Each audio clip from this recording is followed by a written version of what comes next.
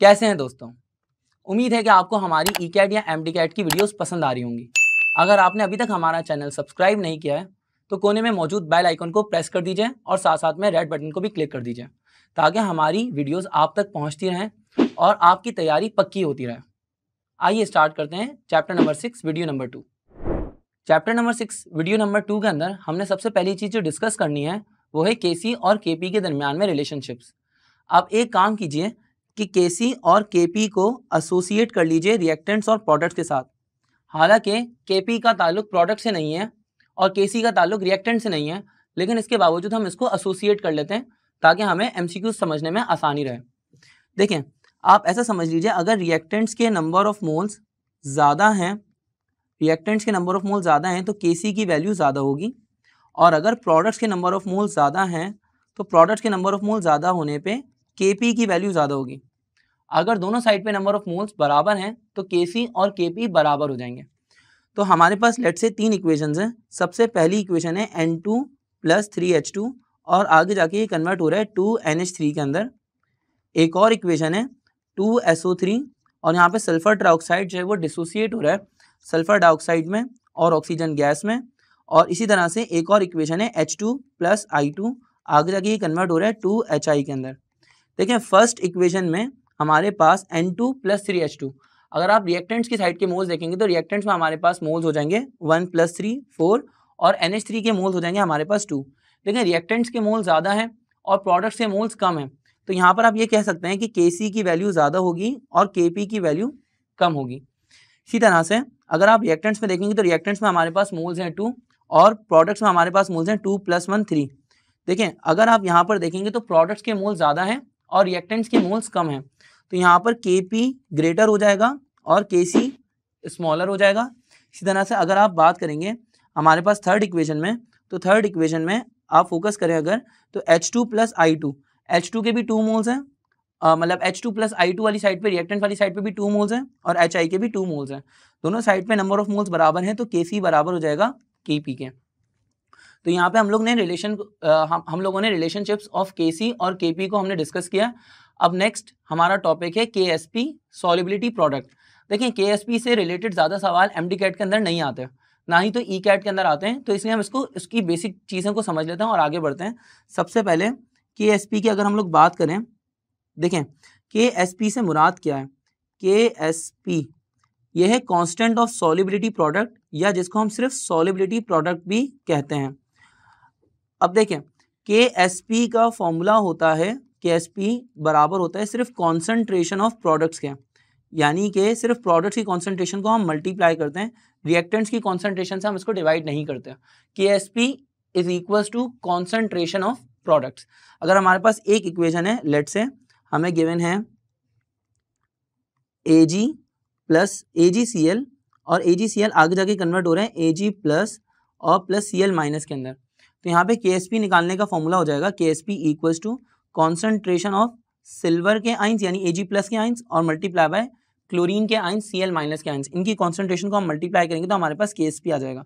लेकिन क्योंकि जैसे कि मैंने आपको बताया कि यहाँ पर केएसपी के सवाल ज़्यादा एमडी-कैट के अंदर आते नहीं हैं, तो केएसपी के कौन से सवाल आते हैं, आइए सिर्फ उसको डिस्कस कर लेते हैं। देखें, केएसपी से रिलेटेड जो प्रॉब्लम्स आती हैं वो सिर्फ ये प्रॉब्लम्स आती हैं कि अगर केएसपी की वैल्यू ज़्यादा है तो सॉल्युबिलिटी ज़्यादा होगी या कम होगी वगैरह वगैरह।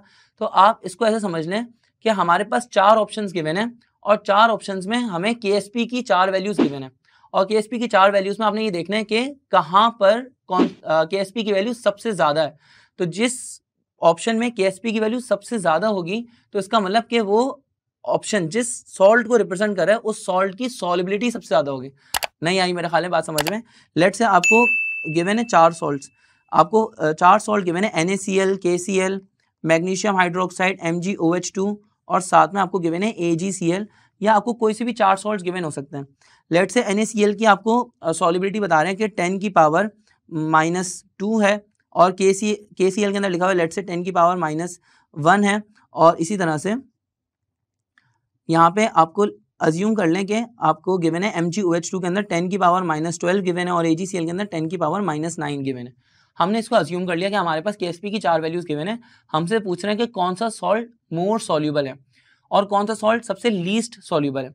तो देखें Kc की वैल्यू कहाँ पे, Ksp की वैल्यू कहाँ पे सबसे ज़्यादा बड़ी है। तो देखें Ksp की वैल्यू सबसे ज़्यादा बड़ी कहाँ पर है, 10 की पावर -1 में। 10 की पावर -1 जो है ये सबसे बड़ी वैल्यू है Ksp की, क्योंकि नेगेटिव साइन में वैल्यू जितनी छोटी होती है हकीकत में उतनी बड़ी होती है। -1 बड़ा है और -16 या -12 या -9 ये छोटे नंबर्स हैं। तो Ksp की वैल्यू जो 10 की पावर -1 गिवन है ये सबसे बड़ी वैल्यू है, तो इसका मतलब KCl की सॉल्युबिलिटी सबसे ज़्यादा होगी। और इसी तरह से यहाँ पर मैग्नीशियम हाइड्रोक्साइड के अंदर 10 की पावर -12 गिवन है, तो 10 की पावर -12 के अंदर Ksp की वैल्यू सबसे कम है, तो सॉल्युबिलिटी इसकी सबसे कम हो जाएगी। बस यही कुछ सवालात हैं जो कि Ksp से रिलेटेड आते हैं, और कोई सवाल Ksp से रिलेटेड नहीं आते, ना ही तो Ksp की कोई प्रॉब्लम्स आती हैं। आगे बढ़ते हैं, हमारा नेक्स्ट टॉपिक है कॉमा 9 इफेक्ट। अब कॉमा 9 इफेक्ट से जो सवाल आते हैं वो बहुत ज़्यादा डिफिकल्ट नहीं होते, छोटे छोटे सवाल आते हैं, हम उन सवालों को डिस्कस कर लेते हैं। सबसे पहले ये समझ लीजिए कि कॉमा 9 इफेक्ट है क्या।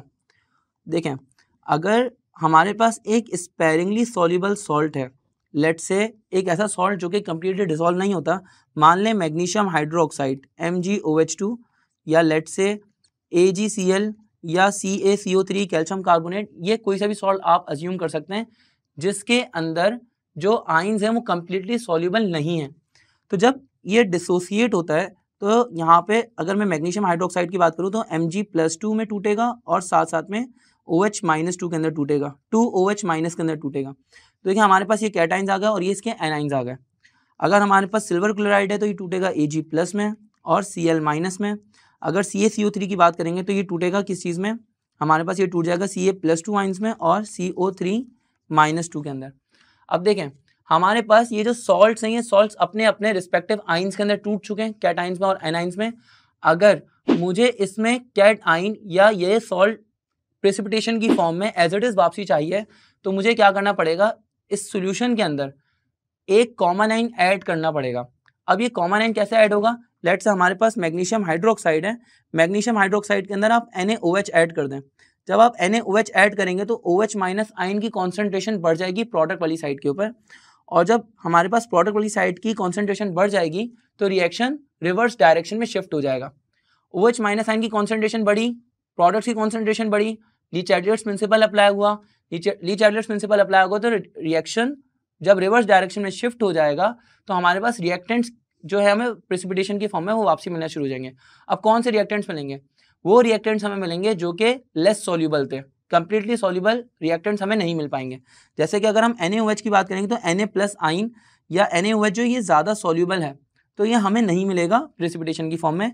हमें क्या चीज़ मिलेगी, हमें मैग्नीशियम के कैटाइंस मिलेंगे या हमें मैग्नीशियम हाइड्रोक्साइड जो होगा वो वापसी प्रेसिपिटेशन की फॉर्म में मिलना शुरू हो जाएगा।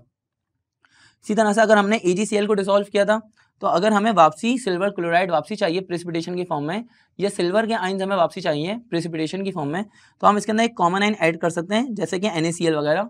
अब NaCl ऐड करने से हमारे पास क्लोरीन के आइंस की कॉन्सेंट्रेशन बढ़ जाएगी। जब Cl- आइन की कॉन्सेंट्रेशन बढ़ जाएगी तो प्रोडक्ट की कॉन्सेंट्रेशन बढ़ गई और डायरेक्शन रिवर्स हो जाएगी रिएक्शन की, और इसी तरह से हमें रिएक्टेंट वापसी मिलेंगे। रिएक्टेंट्स कौन से मिलेंगे, अगेन जो कि लीस्ट सॉल्युबल थे या लेस सॉल्युबल थे वो हमें वापसी मिल जाएंगे। मोर सॉल्युबल रिएक्टेंट्स हमें नहीं मिलेंगे।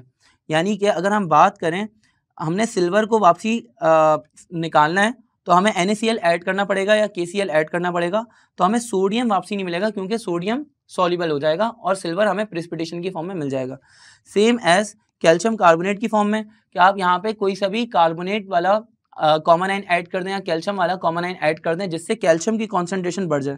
लेट से मैंने इसके अंदर कैल्शियम क्लोराइड ऐड कर दिया, जब मैं कैल्शियम क्लोराइड ऐड कर दूंगा तो कैल्शियम की कॉन्सेंट्रेशन बढ़ जाएगी, अगेन कॉमन आइन बढ़ जाएगा, कॉमन आइन बढ़ने से प्रोडक्ट्स की कॉन्सेंट्रेशन बढ़ेगी और रिवर्स डायरेक्शन, फिर वही बात कि हमें रिएक्टेंट्स मिलेंगे और जो रिएक्टेंट लीस्ट सॉल्युबल होंगे वो हमें मिल जाएंगे।